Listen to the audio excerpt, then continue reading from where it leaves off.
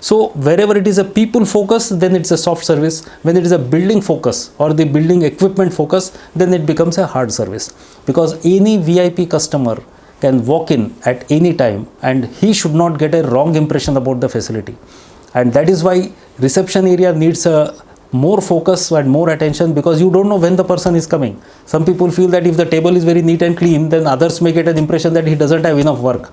So there is a habit. Some people, what they do is that they keep all the papers scattered all over their paper and the files open to give an impression to the people that he is very busy in the work. The service providers in this business, they need to be always excelling in their field to remain in business. Otherwise, they are out of the business, because the market, the world is moving very fast.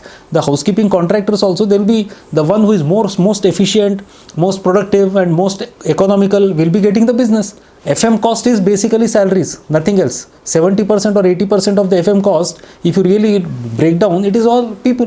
What else is there? There is nothing.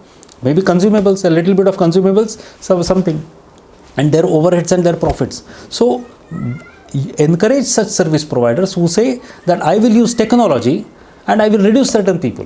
What I like in this video is the method of developing the process to ensure that the robotic cleaner, this video is about a robotic cleaner, that the robotic cleaner does not trip over the stairs, it doesn't get stuck up under the chair or a table, it doesn't get entangled in any wires or ropes around, and it covers the entire floor area.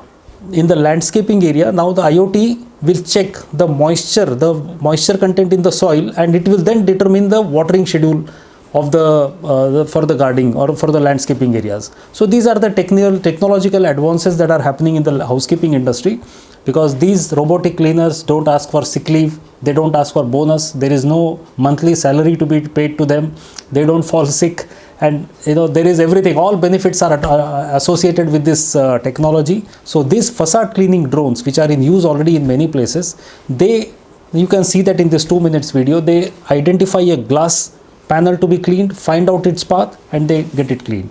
And that is the keyhole. So next time when you're standing in front of a lift, just look around at the top side and you will find on one of the ends, either left, mostly on the left, sometimes could be on the right, a keyhole, and the security is the person who has the key for that. By operating that key, the doors can be physically opened.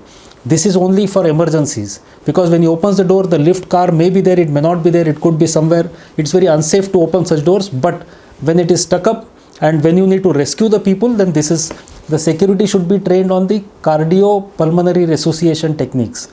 That is, when a person suddenly faints, and because of work pressures these days, there are some cases happening like this. So how to resuscitate a person in emergency? By pumping on his heart and ensuring that he's normalized as soon as possible, because those minutes are very critical. Nowadays there are drones available which will have cameras mounted on them, and these cameras, when the drone, instead of a person walking around the facility every 1 hour, this drone will make a round and you will see everything sitting in your place, what is happening around the building. That can reduce the cost of your one security. Because if you deploy a service provider for pest control, someone who doesn't have necessary certifications from the authorities, you are liable. Because then if something goes wrong, if someone has a health complication because of it, finally the buck will stop at us, and it will say why the due diligence was not done while appointing this particular pest control vendor. Now safety requirements are generally a neglected and overlooked part in the cafeteria, because when you say cafeteria, there is a cooking, and when there is cooking, there is a gas, there is LPG gas will be there. So you have to ensure that all LPG regulations are being followed. There are proper fire protection systems are provided. There is a proper exhaust chimneys being provided there. Now let's come to the waste management. Now waste is something which is there in every organization, whether you want it or not. But waste is something which, if you properly control and minimize it, then your profits will increase, because waste is coming from the product only. So when you minimize the waste, actually indirectly you are increasing the profitability.